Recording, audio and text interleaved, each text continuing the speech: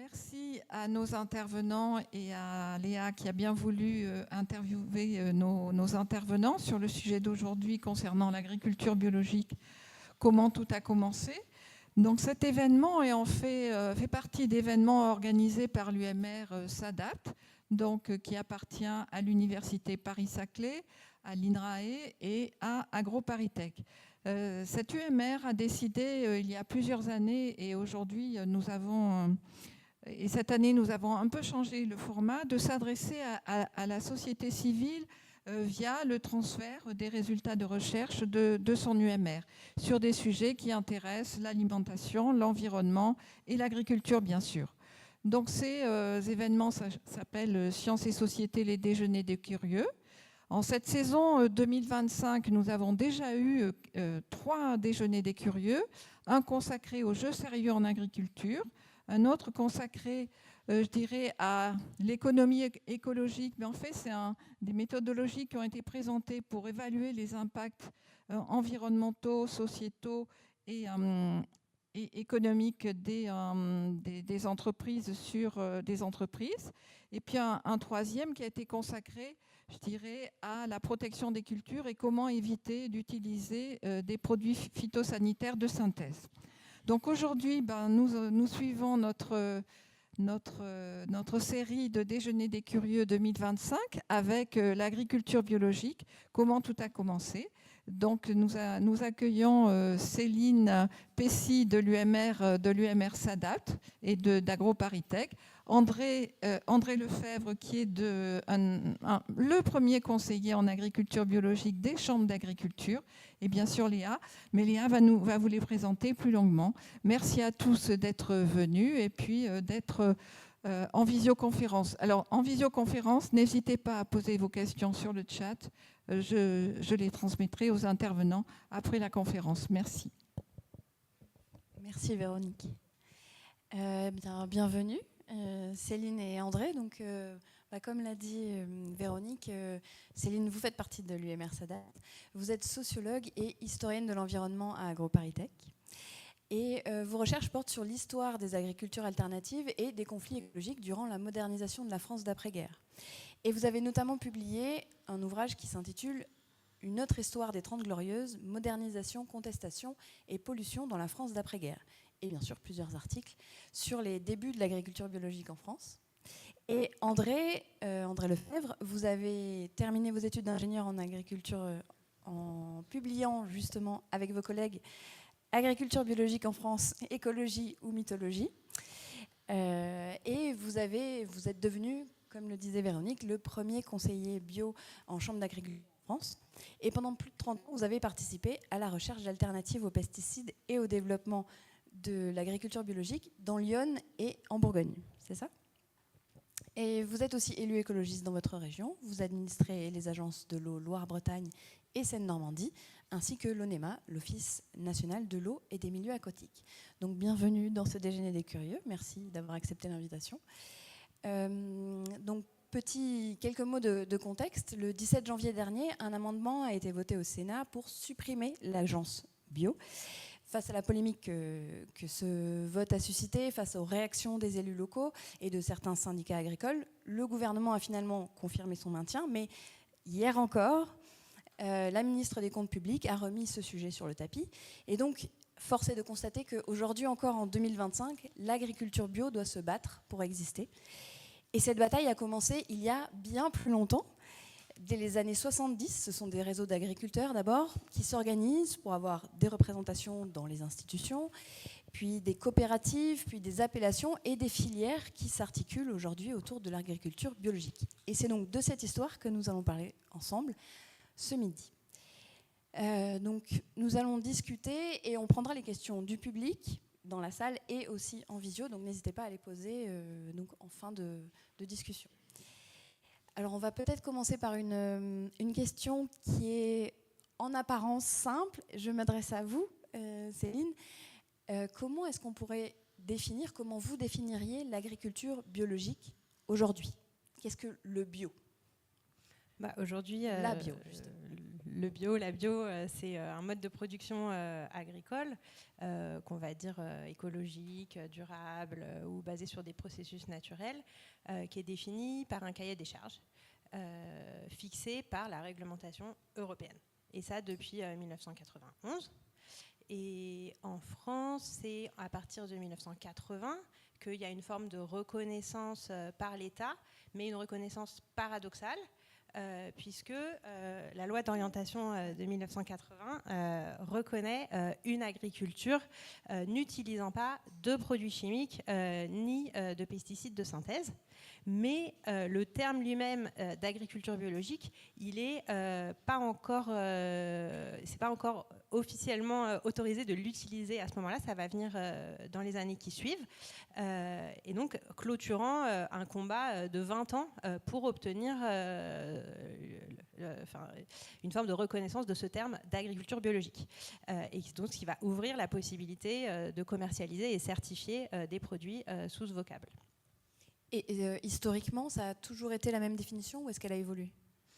Alors, c'est une définition qui a été vraiment un enjeu de lutte définitionnelle depuis même avant ces années 70. Et il y avait divers termes qui étaient proposés. La première utilisation du terme qu'on repère, c'est par un médecin cancérologue qui s'appelle Pierre Delbet en 1945 dans un ouvrage qui s'appelle « L'agriculture et la santé ». Et donc, ça montre qu'il y a à l'origine un rôle très important des médecins pour promouvoir ce type d'agriculture, avec un lien avec la qualité des produits, et notamment dans une conception qu'on va dire néo-hippocratique de la santé, où il y a une valorisation de l'influence du milieu, de l'environnement, et notamment du sol, qui est mise en avant. Donc, plus largement, dans ces tout débuts de ce qui s'appelle pas encore vraiment l'agriculture biologique, plutôt dans la fin des années 40, dans les années 50, va y avoir une association de médecins qui s'appelle l'AFRAN, l'Association française de recherche pour une alimentation normale, qui va promouvoir ce type d'agriculture, et notamment, par exemple, en publiant ce petit ouvrage qui s'appelle « Terre vivante, notions théoriques et pratiques sur l'humus ». Et cette association, donc on peut un peu la comparer à la Soil Association britannique, elle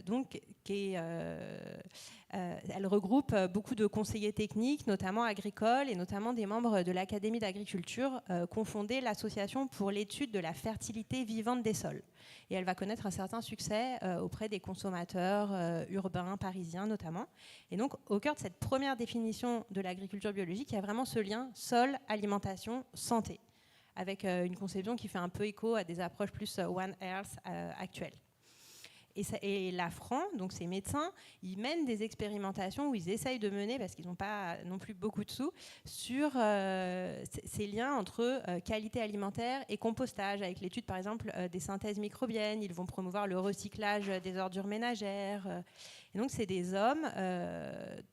il y a peu de femmes, et notamment des microbiologistes comme Jean Kelling, qui était professeur à l'Institut national agronomique, donc l'ancêtre d'AgroParisTech, et qui lutte à ce moment-là contre la disparition des savoirs biologiques, microbiologiques sur les sols dans les institutions de recherche et d'enseignement agronomique de cette après-guerre, et qui vont plaider aussi pour des recherches en nutrition humaine, qui sont alors fort peu développées. Donc on a des gens qui portent plutôt un modèle de développement agricole qui est vraiment fondé sur la vie des sols et ses liens avec la qualité alimentaire, et avec un certain écho encore dans les mondes agricoles de l'après-Seconde Guerre mondiale. Notamment parce qu'il y a beaucoup de préoccupations sur la dégradation des sols avec l'arrivée des tracteurs, avec la motorisation dans ces années 50.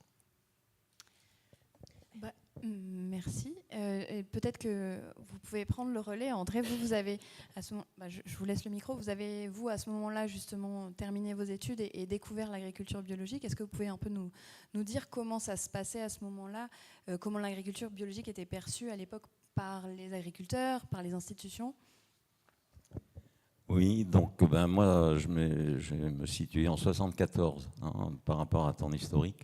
Donc 74, je fais mon mémoire de fin d'études qui a été présidé par le professeur Kelling, donc président du jury, qui était membre de l'Académie d'agriculture aussi d'ailleurs. Et donc ce mémoire de fin d'études, en fait, était proposé par l'Institut supérieur d'agriculture de Lille, mais dans l'esprit de dire l'agriculture biologique, tout le monde en parle, c'était une polémique à l'époque. Nous, Institut supérieur d'agriculture de Lille, on va faire un mémoire de fin d'études à nos étudiants pour mettre un terme à cette polémique. Bon, et en fait, notre mémoire a débouché sur des éléments objectifs où l'agriculture biologique avait quand même des bases agronomiques très solides, qui avaient été précisées d'ailleurs par Claude Aubert dans son bouquin L'agriculture biologique, pourquoi et comment la pratiquer.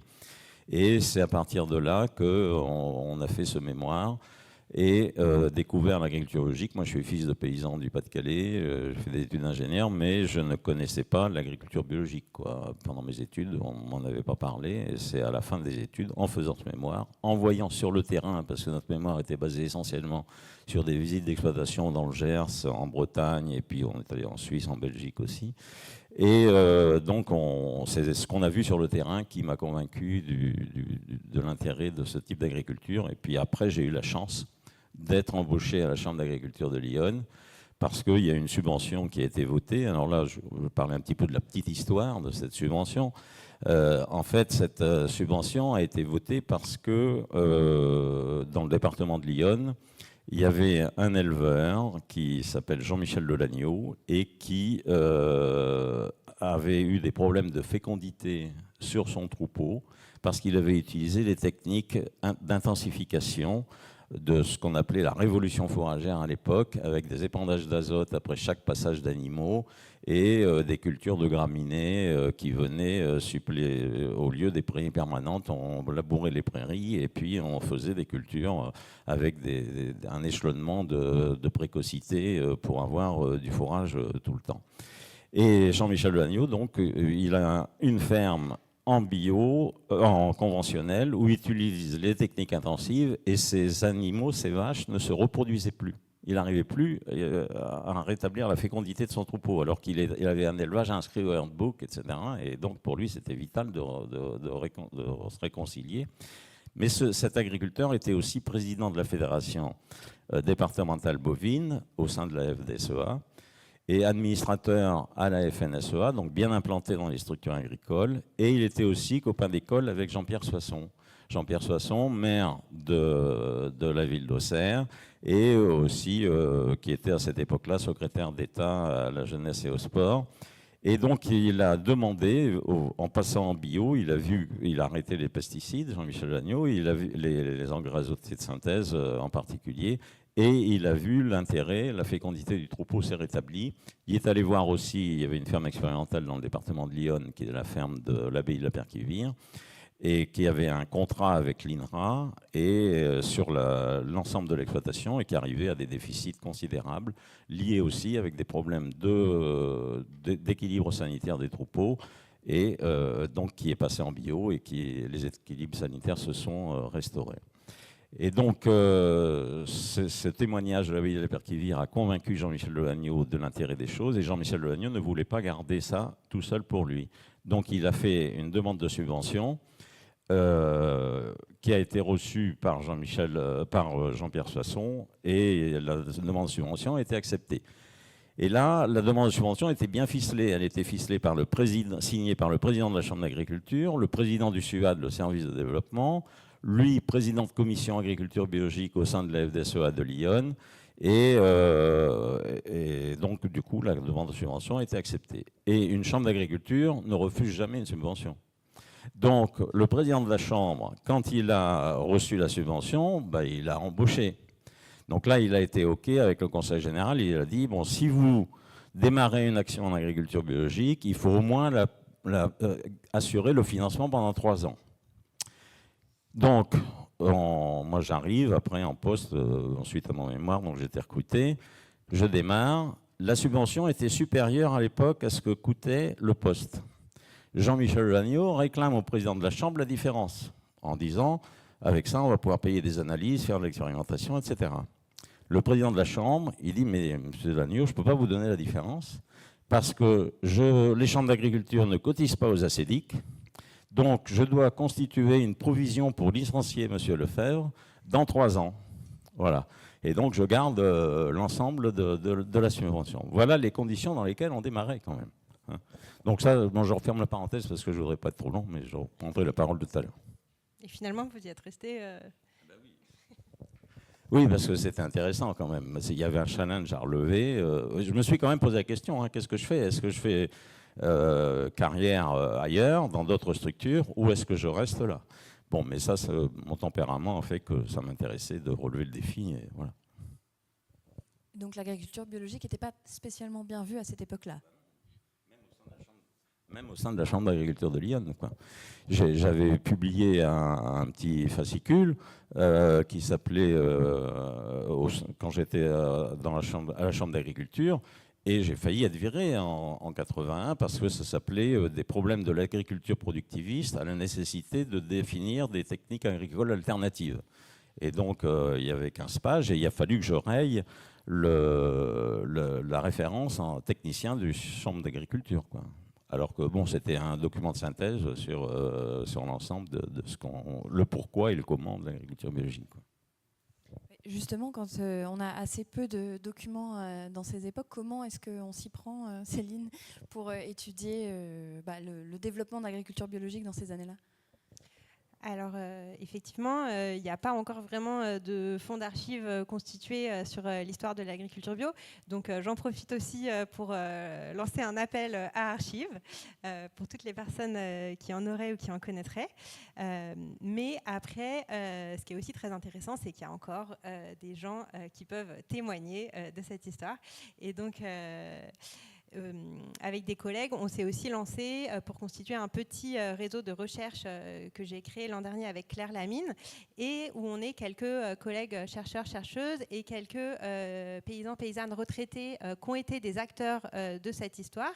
Et on a engagé aussi une collecte de récits de vie à des échelles territoriales pour alimenter ce récit. On en tire à la fois des analyses à des échelles territoriales, et on espère aussi pouvoir publier une partie de ces portraits de pionnières de la bio.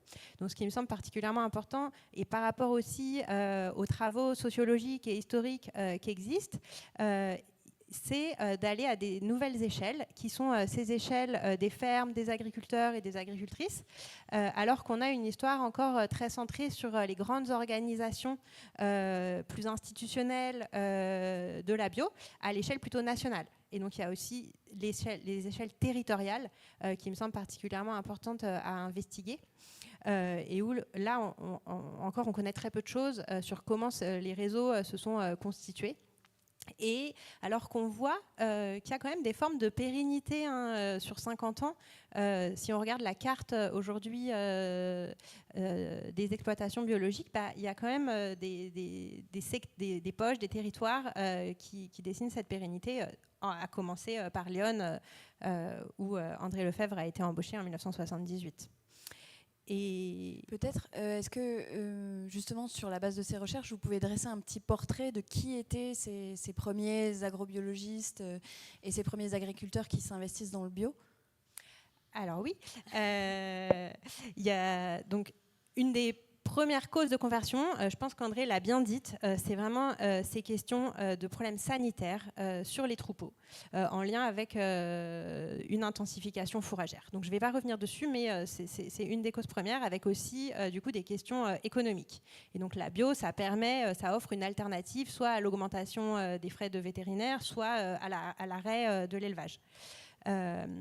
Donc parmi ces pionniers, il y a pour beaucoup quand même des gens qui s'étaient engagés dans des trajectoires de modernisation, qui utilisaient pas mal la chimie et donc qui ont eu des problèmes sanitaires en particulier, mais donc qui sont bien insérés dans des réseaux modernisateurs qui pouvaient être membres de l'AJAC, de CETA, etc., qui parfois ont des positions aussi de notables locaux comme ceux de l'Agneau, donc ce qui leur assure aussi quand même un certain capital social, culturel qui va permettre, et économique qui va permettre cette reconversion.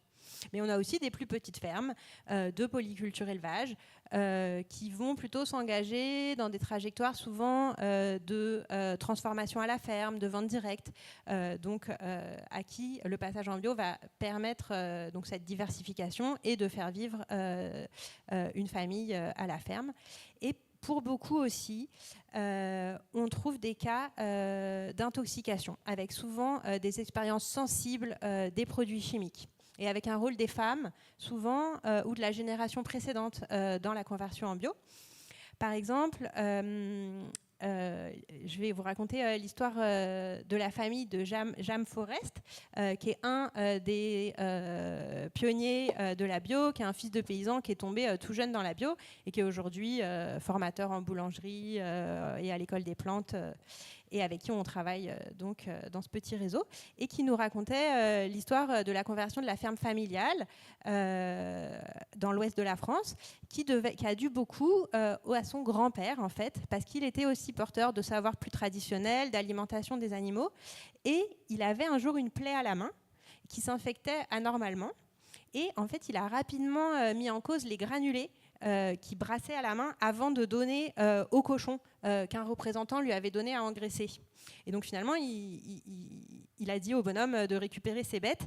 Et à la suite d'autres petites expériences comme ça, l'exploitation familiale est passée en bio. Donc en fait, avec l'histoire orale comme ça, on arrive à reconstituer des trajectoires de petites dissidences, de refus progressifs qui finissent par faire basculer des exploitations familiales dans la bio. Et qui montrent qu'il y a un savoir incorporé de la toxicité aussi, en plus d'une multiplicité d'accidents plus ou moins graves, dont on n'a pas gardé trace dans des registres, on le sait aujourd'hui, mais qui ont émaillé quand même la vie des villages. Voilà, donc on recueille toute une série de récits de ce type-là, qui montrent à la fois l'importance des questions sanitaires et économiques, et aussi d'un rapport plus sensible à l'environnement et aux animaux. Et là, il y a un vrai enjeu, il me semble, en termes d'études historiques, anthropologiques, d'étudier ces formes de rapport à l'environnement qui ont été très peu étudiées jusque-là et qu'on nourrit vraiment les débuts de la bio, alors qu'aujourd'hui, on assiste à une forme de sortie de ce refoulement un petit peu de la négation du rapport à la nature qui a marqué ces années de modernisation, comme le dirait l'anthropologue Bernadette Lizet. Et c'est ce qu'on a vu aussi avec la sortie récente de la bande dessinée d'Inès Léraud et qui est basée sur la thèse de Léon de Mandar, et donc qui montre la violence qu'a été le remembrement, champ de bataille. Ouais. Donc il me semble que c'est important de s'inscrire dans cette histoire plus sensible aussi, qui a été peu documentée jusque-là. Est-ce que ça fait écho à votre propre expérience, André ? Oui, tout à fait. Je vais revenir sur deux points seulement, parce que tu as dit beaucoup de choses. Sur le système polyculture-élevage qui était dominant dans les années 70 et sur le rôle des femmes dans les conversions en agriculture biologique. Et aussi, un petit paragraphe aussi sur le rôle des consommateurs quand même, parce qu'il n'y a pas d'agriculteurs biologiques s'il n'y a pas à la fois des producteurs et des consommateurs. Et les consommateurs ont été quand même très actifs aussi, à travers l'association Nature et Progrès en particulier, dans le développement de l'agriculture biologique, dans sa notoriété. Il y a eu des colloques importants qui ont été faits, en particulier celui de la Porte-Maillot en 1974 aussi. Et donc dans les années 1974, c'est le lendemain de la guerre du Kippour, premier choc pétrolier, et le thème du salon, le salon d'agriculture en 1974, c'était le lisier. Et les expérimentations qui étaient faites par l'INRA à cette époque-là, c'était de savoir combien de tonnes de lisier on pouvait mettre sur un hectare de maïs, combien le maïs pouvait supporter de tonnes de lisier, hein, en nombre d'unités d'azote. Donc, alors qu'on était, et pour faire 1 kg d'azote, à cette époque-là, il fallait 2 à 3 litres de pétrole. Hein, donc, en plein boom énergétique, on se retrouve avec des expérimentations où on trouve l'origine, en fait, de toutes les marées vertes que l'on a encore en Bretagne aujourd'hui. Hein. Les quantités de lisier n'étaient pas du tout adaptées à la nécessité du maïs. Elles étaient largement au-dessus de ce que le maïs avait besoin. Voilà, donc ça, c'est quand même quelque chose de très important à resituer dans le contexte. Alors, les fermes polyculture élevage, nous, on avait, dans notre mémoire, on avait mis en évidence que 3/4 des fermes en agriculture biologique avaient vu leurs frais vétérinaires diminuer des 2/3 après passage en bio. Donc ça, c'est quelque chose de très important parce que pour un éleveur, s'il ne résout pas ses problèmes sanitaires, c'est une catastrophe. C'est tous les jours quoi, qu'il faut aller seringuer les animaux, etc. Et ça a été aussi une des causes, quand on ne résout pas les problèmes sanitaires, on peut supprimer les vaches.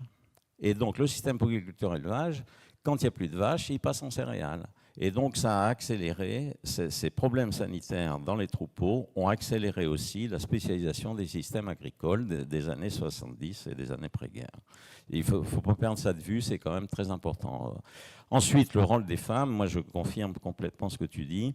Je l'ai vérifié en particulier dans les systèmes céréaliers parce qu'en céréales, donc, les agriculteurs sont amenés à manipuler beaucoup de pesticides aujourd'hui et les femmes ont souvent été des facteurs de conversion de leur mari dans nos systèmes céréaliers, en Bourgogne en particulier. Alors, on l'a constaté assez souvent. Et peut-être juste pour compléter aussi sur qui étaient ces premiers agriculteurs, agricultrices bio, ou on les appelait aussi les agrobiologistes, juste un mot sur la dimension plus idéologique, politique, parce que c'est sûr qu'elle n'est pas absente, et on l'a beaucoup mise en avant dans les travaux qui existent, mais le moins qu'on puisse dire, il me semble, c'est qu'elle est très diverse. Donc il y a à la fois des réseaux plus traditionnalistes, catholiques, sur lesquels on a beaucoup insisté, et notamment le livre d'une historienne américaine qui s'appelle Venus Bivar, Organic Resistance. Il y a aussi ces néo-ruraux qui continuent à dominer dans nos imaginaires des débuts de la bio. Mais si on regarde dans le détail, souvent on arrive à des portraits beaucoup moins caricaturaux, dans un sens ou dans l'autre, et beaucoup plus ancrés aussi dans des réalités locales, territoriales. Un des réseaux aussi que je voudrais mettre en avant, parce qu'on l'a peu mentionné, enfin il est très peu visible aujourd'hui, c'est celui des objecteurs de conscience. Donc, qui sont un mouvement qui s'est formé durant la guerre d'Algérie pour résister au service militaire et qui était un mouvement souvent non violent, mais souvent végétarien, de sensibilité anarchiste et qui a beaucoup irrigué les débuts de l'écologie politique.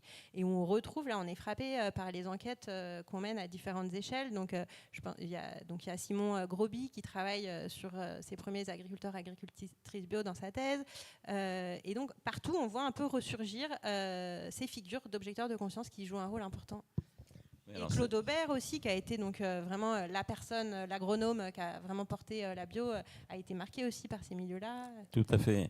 Et ça a été, ce que tu dis a été confirmé par un bouquin d'un directeur de l'INRA, je ne sais plus comment il s'appelait, qui s'appelait « Au fond de la forêt, l'État ». C'est-à-dire que les néo-ruraux, qui étaient marginalisés quand ils s'installaient dans les systèmes à faibles capitaux parce qu'ils n'avaient pas les moyens. Donc on les retrouvait en production légumière en particulier et puis aussi en chèvre.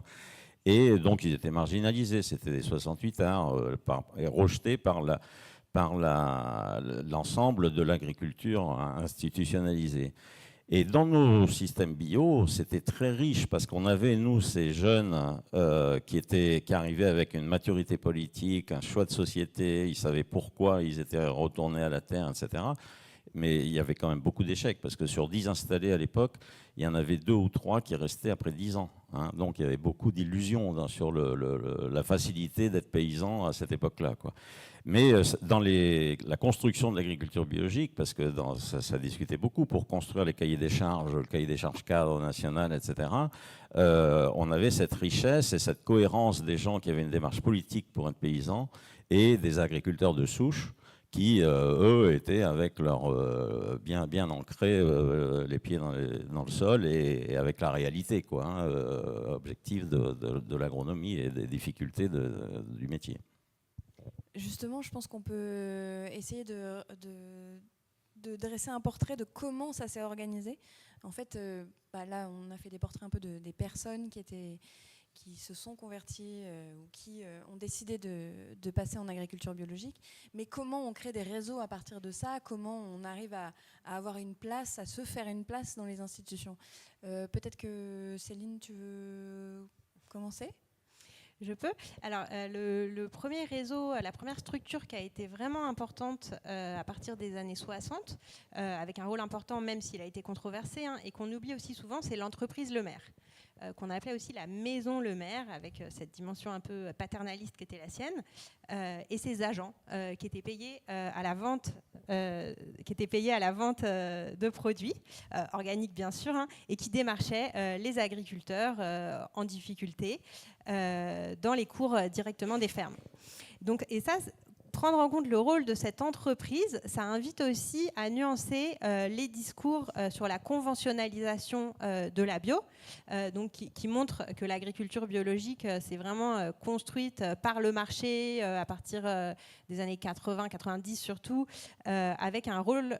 Et donc, en fait, dès le tout début, il y a aussi eu un rôle structurant de l'amont, puisque l'entreprise Le Maire, c'était une firme intégrée, intégratrice, et du marché donc. Et donc cette entreprise, en fait, elle a eu un rôle important d'abord pour faire connaître la bio, puisqu'elle faisait ce discours très critique de la chimie, des technocrates, avec un discours aussi politique très réactionnaire, et elle a fait connaître l'existence d'alternatives avec une diversité de techniques, des engrais verts, un préassolé, du compostage, des engrais organiques, des produits phyto-aromathérapeutiques pour les animaux, et surtout son produit phare, le lithothame, qui était une algue marine. Mais donc c'était un système vraiment intégré avec des groupes locaux à l'échelle de toute la France. Et en particulier, c'était un système intégré autour de la filière blé, farine, pain, où il y avait des contrats de culture, où le blé était acheté plus cher aux agriculteurs, et où elle était aussi, il y avait des contrats aussi avec des meuniers qui ont remis en service des meules de pierre pour avoir une bonne qualité, un pain complet de bonne qualité, et avec des boulangers. Voilà. Mais c'est une entreprise qui a été très critiquée par les autres courants de la bio et qui a aussi contribué à nourrir les critiques qui ont été faites à la bio dans son ensemble, à la fois pour les marges que se faisaient ses agents, et techniquement, il y avait aussi des grosses critiques, notamment autour du lithothame, qui marchait bien sur les sols acides de l'Ouest parce que c'est une algue calcaire, mais qui marchait beaucoup moins bien dans d'autres sols plus basiques, notamment dans le Sud-Ouest. Mais voilà, il ne faut quand même pas oublier que historiquement, c'est cette boîte qui a quand même contribué à la conversion des tout premiers. Et ces réseaux Le Maire, en fait, ils étaient vraiment très structurés localement. Et ça offrait beaucoup de ressources aux agriculteurs, des ressources techniques, il y avait des conseillers, des ressources commerciales, et puis un réseau aussi humain qui était quelque chose de très important parce que il fallait, quand on passait en bio, à l'époque, il fallait pouvoir résister à une pression sociale très importante de son entourage agricole, villageois. Et avec des collègues de l'Institut Agro de Dijon, notamment Floriane Derbez, Nathalie Joly et Charlotte Johannick, qui est en stage avec nous en ce moment, on travaille sur le groupement des agrobiologistes du Jura, et donc qui travaillait avec Le Maire. Et là, on essaye de reconstituer vraiment le réseau et pour comprendre comment ils s'en sont aussi émancipés progressivement dès la fin des années 70, le début des années 80. Et ce qu'on constate avec ce groupement Le Maire, finalement, c'est aussi un attachement, mais une allégeance qui est très souple. Même ceux qui utilisaient ce réseau à l'échelle locale, ils avaient une multiplicité d'appartenance à d'autres réseaux, ils étaient très critiques. Donc voilà, pour nuancer un petit peu l'idée que... Et puis, ils pouvaient adhérer aussi, ils pouvaient être proches de l'association Nature et Progrès, donc qui a été l'autre grande structure qui a porté l'essor de la bio, notamment contre cette dimension marchande de la poudre de perlimpinpin des Le Maire, et qui était plus ouverte aux consommateurs, qui était plus soucieuse de dialogue avec le monde scientifique, qui a été emmenée notamment par Claude Aubert, et qui était aussi plus soucieuse de reconnaissance par l'État, et donc a porté ce processus. Oui, alors par rapport à ça, effectivement, nous sur les plateaux de Bourgogne, le lithothame ne marchait pas du tout, parce que c'est des plateaux calcaires, et donc lithothame Walou. Et Jean-Michel Lagneau aussi était contre les systèmes d'intégration au niveau de la mer Boucher. Donc, il fallait reconstruire. Mais par contre, ils avaient une force, c'était leur vétérinaire. Ils avaient un vétérinaire qui s'appelait Quiquendon, qui faisait de l'homéopathie vétérinaire dans les fermes et qui fonctionnait bien. Et il y avait des résultats grâce à ce véto Quiquendon qui a formé d'autres vétos. Après, il y en avait un dans Lyon en particulier, le docteur Soireau. Et donc ça, c'était la force de Lemaire. C'était le conseil technique qu'ils avaient. Et par contre, ce qu'ils apportaient aussi, tu l'as dit, mais c'était la plus-value qualitative. Quand on fait des céréales en système polyculture élevage, on fait toujours un petit peu de céréales qui sont des céréales de vente, du blé. Mais si on ne met pas de produits chimiques de synthèse et d'azote en particulier, on a des rendements inférieurs de moitié. Si on a des rendements inférieurs de moitié, il faut une filière organisée pour apporter une plus-value qualitative qui va compenser cette baisse de rendement. Et ça, toutes les filières, l'agriculture biologique dans les filières longues ne peut pas exister s'il n'y a pas une organisation de filière. Donc Lemaire a porté ça et nous on a porté des filières gérées par les paysans bio par rapport au système d'intégration. Donc voilà un petit peu ce que je voulais apporter comme éclairage et c'est parce que c'est l'origine de nos structures.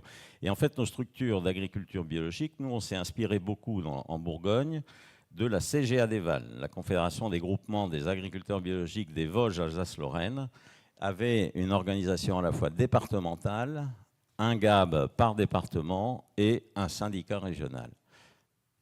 Peut-être vous pouvez justement raconter un peu ce que sont les GAB et comment ils ont été créés. Alors donc les GAB et la FNAP se sont créés aussi en 78 dans ces années-là. Et donc nous, quand je suis arrivé dans l'ION en 78, la CGA des Valles existait déjà. Donc je ne sais plus en quelle année. Et ensuite ça s'est fédéré. Alors les groupements d'agriculteurs biologiques, nous, par exemple, dans l'Yonne, on ne pouvait pas les appeler groupements d'agriculteurs biologiques. On les a appelés groupements d'agrobiologistes, parce qu'à l'époque, on en était encore dans des querelles de sémantique. Le terme agriculture biologique heurtait l'agriculture conventionnelle. Mon président de chambre ne supportait pas qu'on parle d'agriculture biologique. Donc il fallait, c'est pour ça qu'en Bourgogne, tous les groupements s'appellent agrobiologistes. Groupement des agrobiologistes de Lyon, de la Nièvre, de la Côte d'Or, Saône-et-Loire, et la Confédération des groupements des agrobiologistes de Bourgogne. Voilà, donc ça c'est pour resituer. Donc les gens avaient besoin les paysans avaient besoin de se retrouver entre eux, parce que dans l'association Nature et Progrès, il y avait des consommateurs et des producteurs. Alors, l'association Nature et Progrès, c'était très intéressant parce qu'il y avait quand même, les producteurs avaient le soutien psychologique et puis en termes économiques des consommateurs. Mais ce qui est très, très important pour les producteurs, c'est de pouvoir échanger techniquement entre eux. Moi, quand on faisait notre mémoire de fin d'études en Bretagne, j'ai vu des agriculteurs qui pleuraient parce qu'ils ne pouvaient pas discuter de leur métier avec leurs frères qui étaient paysans aussi, mais qui n'avaient pas fait le choix de l'agriculture biologique. Et donc, ils ne pouvaient même pas parler de leur métier en famille. Les réunions de famille, c'était tabou. On ne pouvait pas parler de métier. Pour des paysans, je ne sais pas si vous vous rendez compte des choses, c'était dramatique, quoi. Donc, les agriculteurs avaient besoin de se retrouver entre eux, d'où les GAB, les groupements d'agriculteurs biologiques ou d'agrobiologistes. Et alors, après, ce qu'on a très vite compris aussi, c'était très important d'avoir une structuration qui se faisait dans les mêmes limites géographiques que est organisée la société. Si vous allez demander des subventions à un département, par exemple, et que vous avez des adhérents dans des départements voisins, c'était le cas chez nous en Côte d'Or, ils avaient un groupement qui s'appelait le groupement des agrobiologistes Centre-Est. Parce que dans un souci de multiplier les échanges entre les agriculteurs, ils acceptaient des adhérents des autres départements qui avaient un savoir-faire, qui pouvaient enrichir leur propre expérience locale. Et quand ils sont allés voir Fort de Lyon, où on avait eu, nous, un département, et on avait des subventions, donc ils ont voulu faire la même chose. Ils sont allés voir le Conseil général de Côte d'Or, et le Conseil général de Côte d'Or, il dit, mais nous, les subventions, on peut vous en donner si vous avez que des adhérents de Côte d'Or, parce que l'argent que l'on a, nous, il vient de nos citoyens de Côte d'Or et on ne peut pas aller subventionner dans les départements voisins. Donc on peut vous aider si les départements voisins financent aussi le poste. Et donc très vite, on a construit des structures qui ont des limites géographiques qui sont identiques à celles dans lesquelles on veut intervenir, à la fois des structures départementales et des structures régionales. Et c'est comme ça qu'on a pu récupérer des fonds dans les départements, auprès des conseils généraux de l'époque, et des régions aussi. La région Bourgogne a financé chez nous un premier poste de communication sur l'agriculture biologique avec la marque Bio Bourgogne en particulier. Et à partir de là, les coopératives, elles se montent en parallèle, les coopératives bio, ou elles viennent après, une fois que la structuration au niveau départemental a été mise en place? Alors bon, pour l'Yonne a hébergé la première coopérative de céréales. Donc c'est pas un hasard si on a organisé la filière céréales, alors que la bio était très adaptée au système polyculture élevage. Mais nous, en Bourgogne, on avait des fermes qui étaient passées en système céréalier et il fallait quand même organiser la filière céréales pour valoriser la baisse de rendement. Donc, au début, quand je suis arrivé, je suis arrivé en 78, on a créé les GAB en 80 et la coopérative de céréales Bio Bourgogne en 83. Donc, au début, on organisait des groupements d'achat au sein de la Confédération des groupements des agrobiologistes de Bourgogne pour acheter les engrais dont on avait besoin, parce que ce n'est pas une agriculture non plus sans engrais, l'agriculture biologique, on utilise quand même des éléments minéraux, et les semences, etc. Et puis, pour mettre en marché les céréales, on faisait un groupement de vente dans le cadre de la CGAB, la Confédération des groupements des agrobiologistes de Bourgogne. Mais on a vu très vite les limites de ça, parce que la CGAB, un meunier a besoin d'être assuré d'un approvisionnement régulier sur 12 mois des blés pour faire de la farine toute l'année. Et donc, ce qu'on faisait avec la CGAB, c'était d'échelonner, on finançait le stockage à la ferme, et puis, pour bien identifier les lots, et puis on échelonnait, selon le besoin de trésorerie des agriculteurs, le planning d'enlèvement dans les fermes. On a eu deux frères qui se sont convertis à Fleury-la-Chapelle, les frères Tinet. Et à cette époque-là, c'était une société Lima qui devait enlever les blés chez eux. Donc ces jeunes avaient un troupeau vaches laitières, un troupeau allaitant, et ils voulaient se spécialiser en lait. Donc ils avaient vendu les vaches allaitantes et ils avaient racheté des génisses laitières. Donc le blé devait partir au mois de septembre, après la moisson. Il était stocké dans la stabulation libre, et la société Lima n'a pas respecté son contrat. Le blé est parti au mois de janvier. Les génisses sont arrivées parce qu'elles étaient achetées, pas moyen de les payer. Donc, ils étaient dans la panade. Ils ont arrêté l'agriculture biologique parce qu'il n'y avait pas de filière organisée. Et donc ça a été le déclic, nous, pour créer une structure coopérative. On a dit il faut absolument que tous les risques, même d'impayés, s'il y avait eu un camion qui n'était pas payé, c'était un seul agriculteur qui devait supporter et un camion bio, ça vaut 2 camions en conventionnel. Donc ça fait quand même des sous. Donc il fallait absolument organiser la filière. Et donc c'est pour ça que très vite, de la CGAB, on est passé à la coopérative de céréales bio, qui a après eu des relations, parce que l'agriculture biologique n'est pas quelque chose de spontané non plus. Ce sont des agriculteurs conventionnels qui passent en bio, sauf les néo-ruraux. Eh bien, ces gens, il faut donc garder des ponts entre l'agriculture conventionnelle et l'agriculture biologique. Et ça, c'est très délicat. Et donc, c'est pour ça dans l'Yonne, on a toujours bossé avec les coopératives du coin. On pesait nos camions sur leurs ponts bascules. La COSEBI pesait sur les ponts bascules de la COP de Lyon.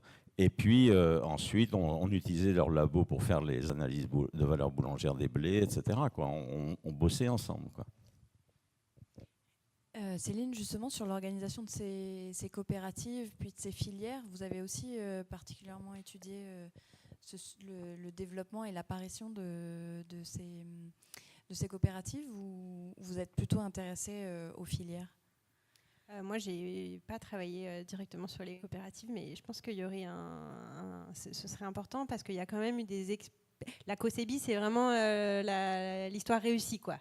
C'est aujourd'hui une structure importante qui produit beaucoup, mais il y a aussi des coopératives bio qui ont eu des existences plus douloureuses, il me semble, sur lesquelles on connaît peu de choses.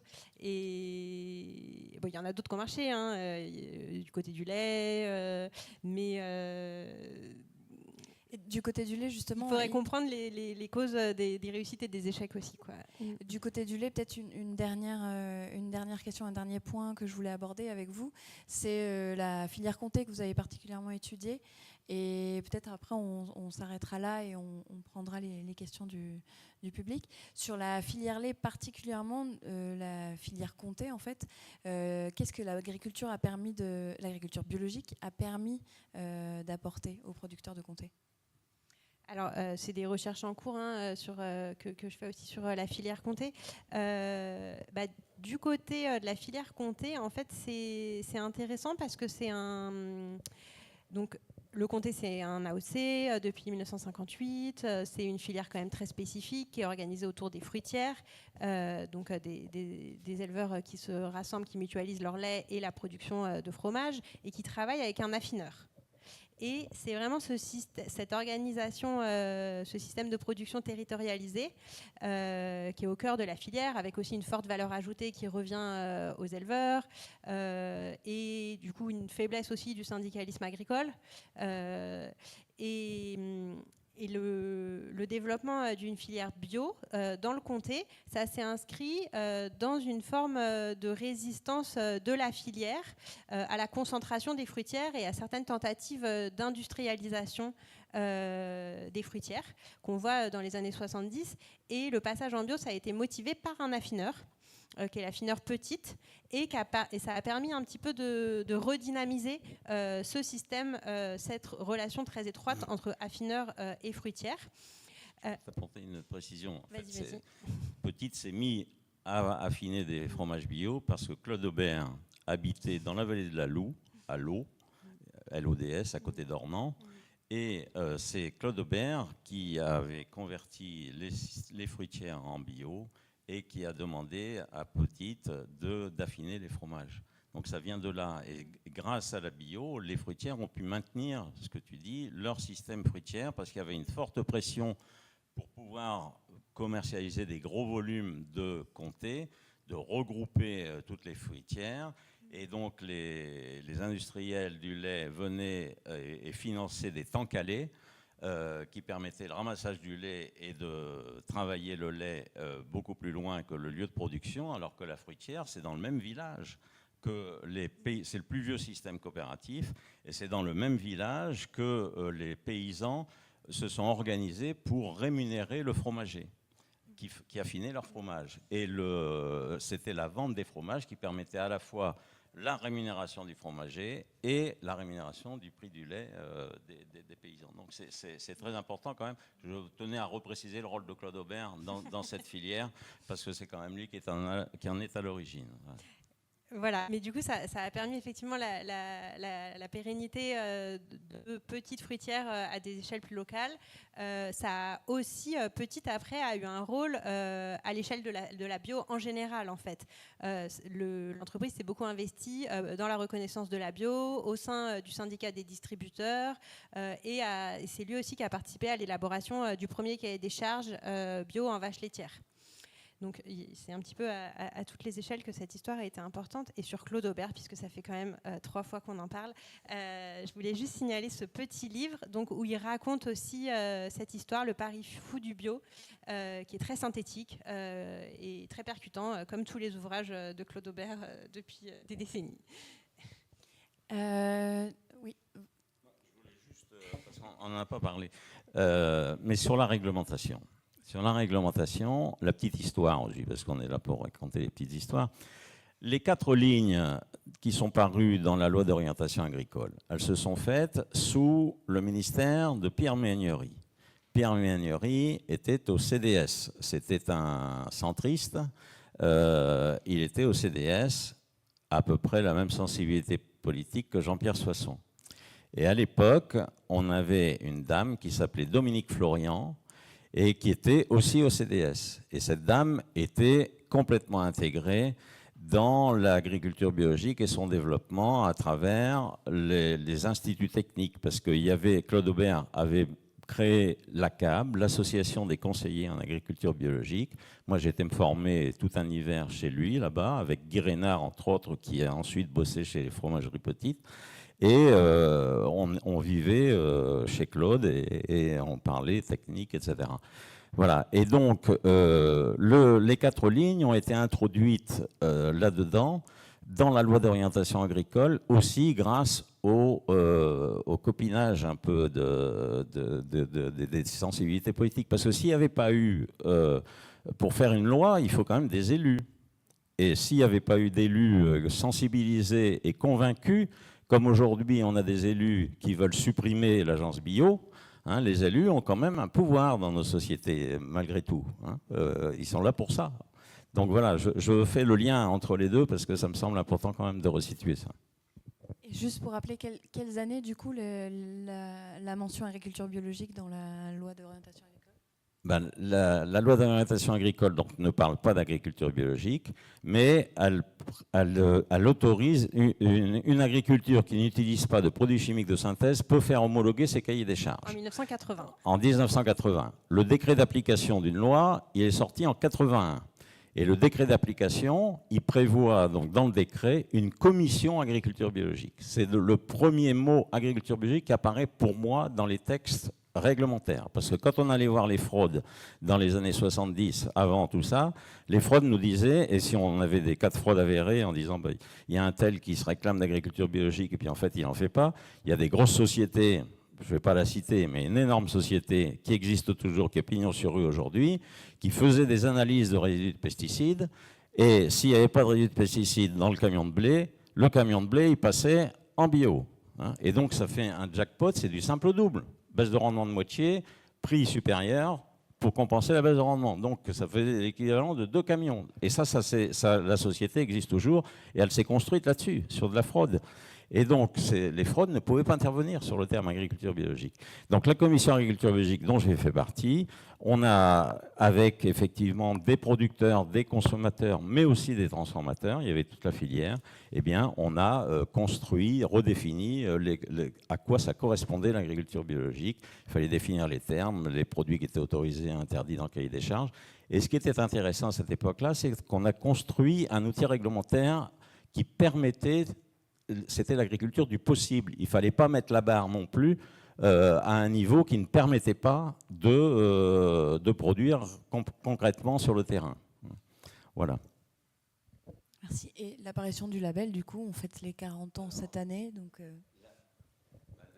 Le premier label, donc, il est sorti, le label AB, il était produit par la Commission agriculture biologique, et le premier cahier des charges, ça a été celui de Nature et Progrès en 85, et les autres ont suivi dans la foulée de 85 à 88. La plupart des cahiers des charges ont été homologués à cette époque-là, les organismes de contrôle aussi, comme Ecocert. Ecocert est émané de l'ACAB. Moi, j'étais président de l'ACAB à l'époque, et donc c'est moi qui ai embauché William Vidal pour créer Ecocert. Donc c'est pour vous dire que la CAB, c'est encore Claude Aubert. Donc tout ça, c'est dans la continuité. Ecocert, l'organisme de certification. Merci beaucoup pour ce riche échange. Il nous manque encore plein de choses à raconter. Tu avais une dernière remarque? Non. Donc on n'a encore pas parlé de l'influence des consommateurs, mais on va ouvrir aux questions. Et donc, est-ce que vous avez déjà des questions? Vous avez pensé à des questions dans la salle? Donc, en attendant que la salle réfléchisse, j'ai quelques questions dans le chat, des gens qui étaient en visioconférence. Donc, on me demande si vous avez connu l'école d'agrobiologie de Beaujeu. Donc, peut-être André, répondez dans un micro, s'il vous plaît. Oui, donc l'école d'agrobiologie de Beaujeu, donc Beaujeu, c'est en Saône-et-Loire, et c'est non dans le département du Rhône, hein, c'est pas loin quand même.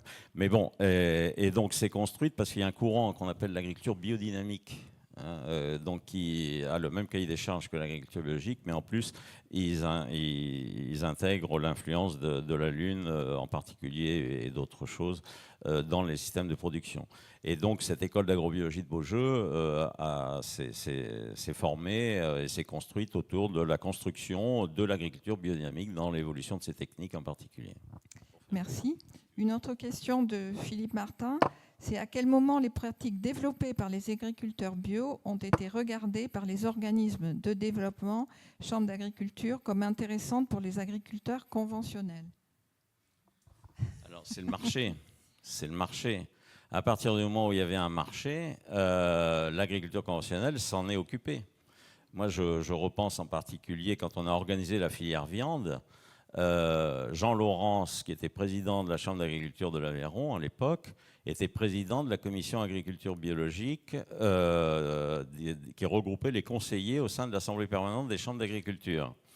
Et Jean Laurence, et Jean Laurence ne voulait pas que ce soit les seuls agriculteurs biologiques qui gèrent leur filière. Parce que la FNAB avait organisé donc des groupements d'éleveurs au niveau de la filière viande, et c'était ces groupements d'éleveurs qui avaient passé contrat avec Auchan. Et c'est le groupe Auchan qui avait développé la filière viande dans les grandes surfaces. Et Jean Laurent ne supportait pas que la FNAB, et ça ne soit pas la FNSEA. Donc j'ai eu un avertissement, moi d'ailleurs. Est-ce qu'il y a une question ou des questions dans la salle? Oui, Emna, je vous passe le micro. Merci. Alors moi, j'avais une question par rapport aux origines de l'agriculture biologique. Est-ce qu'il y a eu des initiatives qui ont été inspirées d'autres initiatives dans le monde, et donc histoire de voir s'il y a une circulation du modèle d'agriculture biologique dans le monde. Voilà, merci. Ça s'est mis en place avec le règlement communautaire à partir de 91, parce que Bon, je réponds sur l'avant, alors, et puis après je te passe la parole. Oui, dès le début, et peut-être plus encore au début, quand c'était vraiment tout petit, ça a été assez important, même si la langue était une barrière pour pas mal de gens. Mais il y a eu des circulations importantes, tout d'abord avec, ce qui a beaucoup marqué pour la France, c'est les ouvrages de Pfeiffer, donc du côté plutôt de la biodynamie, mais qui est une biodynamie peu ésotérique, plus tournée vers des questions d'entretien de la vie des sols, très pratiques. Et donc ça a, dès 1938, Fécondité de la terre de Pfeiffer est traduit et bien reçu en France, y compris dans les milieux agricoles, agronomiques mainstream, parce qu'il y a cette préoccupation pour les sols vraiment à cette époque. Il y a aussi des circulations donc avec la Soil Association anglaise, autour de modèles techniques, autour des prairies notamment. C'est les deux principales. Mais il y avait ce souci d'avoir des ressources à l'international qui étaient très importants au tout début, quoi. Et puis il y a eu beaucoup de voyages d'études qui sont faits du coup en Angleterre, en Suisse, en Allemagne, dans les années 60-70. Et je passe la parole à André. Bon, merci. Je reviens sur Claude Aubert. Claude Aubert est né en Alsace, il parlait allemand. Et donc, il s'est inspiré de toute la littérature anglo-saxonne, d'une part parce qu'il parlait aussi anglais, mais aussi de la littérature germanique sur l'agriculture biologique, et puis de beaucoup de choses qui se faisaient également en Suisse alémanique, etc., sur l'agriculture biologique.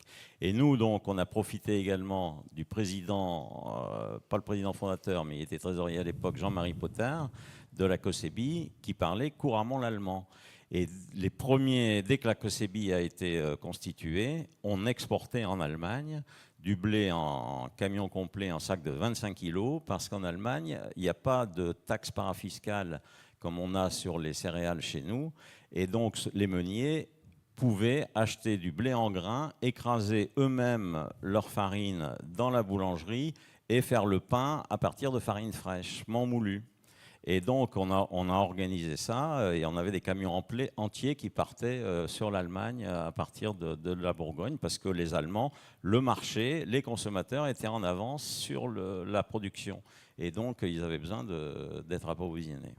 Voilà. Mais après, c'est le règlement communautaire qui a permis l'équivalence, parce que le règlement communautaire, pour permettre qu'un produit rentre dans l'Union européenne, il faut que le pays en question et fait la démonstration auprès de l'Union européenne qu'ils ont mis un système d'équivalence, de contrôle de l'organisation de leur production en agriculture biologique équivalent à celui qui existe dans l'Union européenne. Et donc il y a une liste positive des pays qui sont autorisés à vendre sous le terme agriculture biologique et d'autres qui...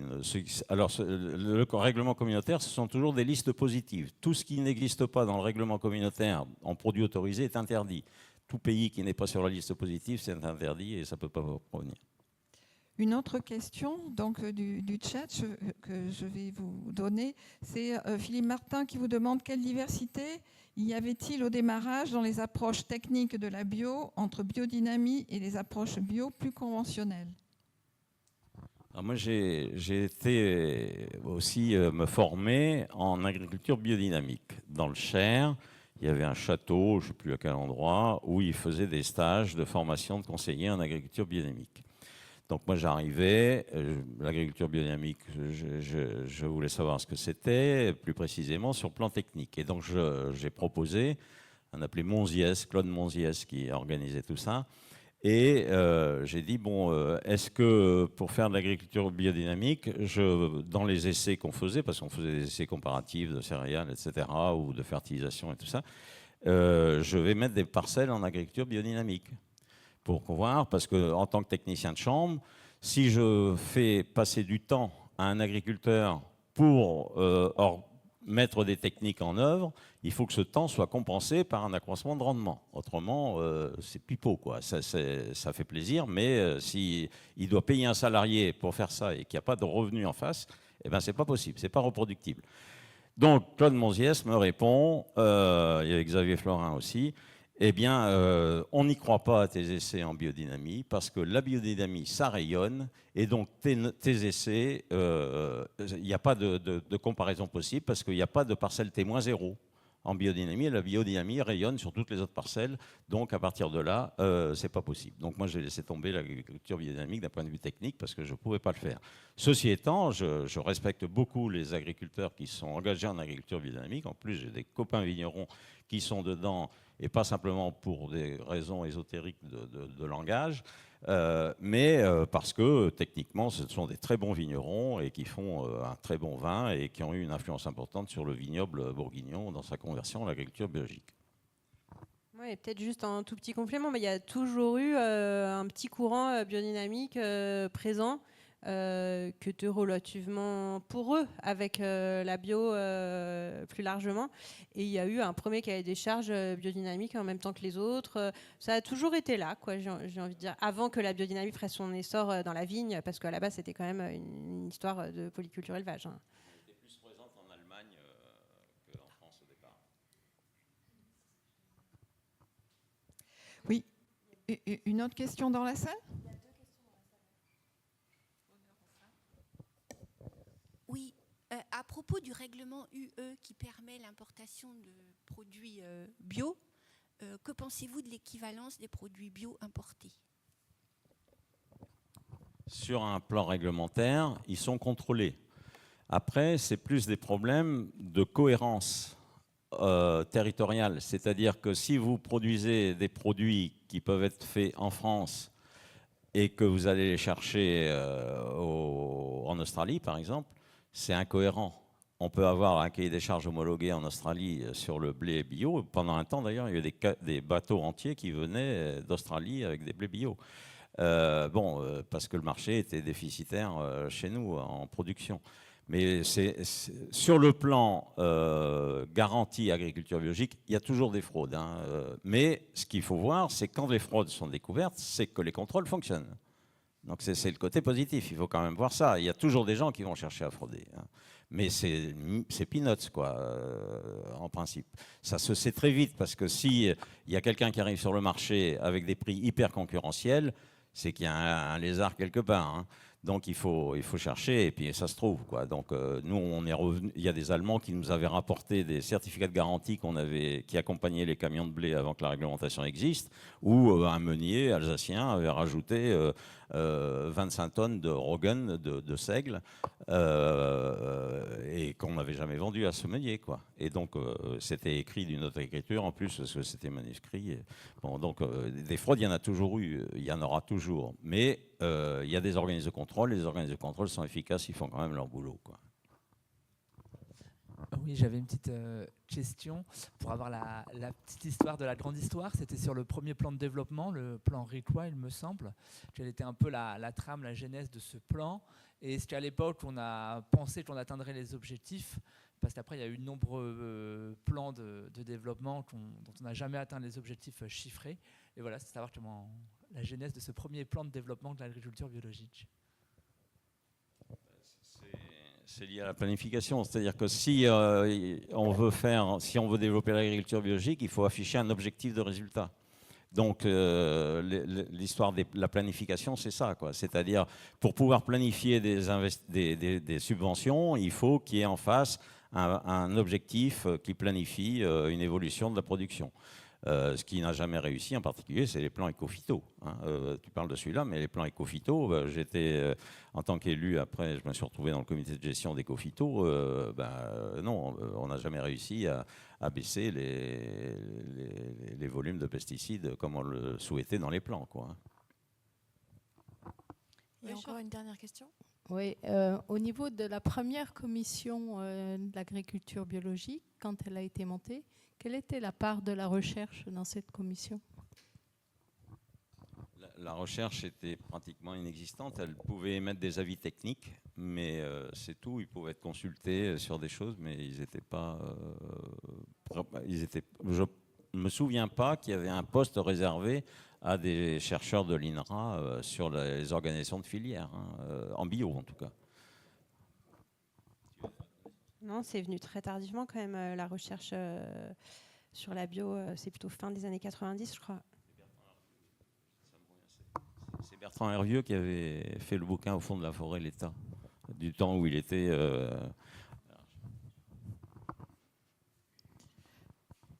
Une dernière question, sinon...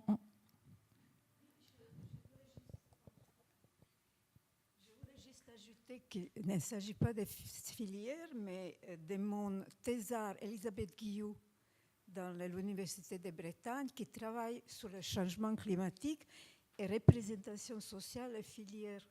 Et puis nous, de l'équipe maintenant, Philippe Martin était directeur, on a travaillé l'année, elle a soutenu sa thèse il y a 20 ans. Donc un peu, j'ai perdu contact, je m'occupe des politiques locales.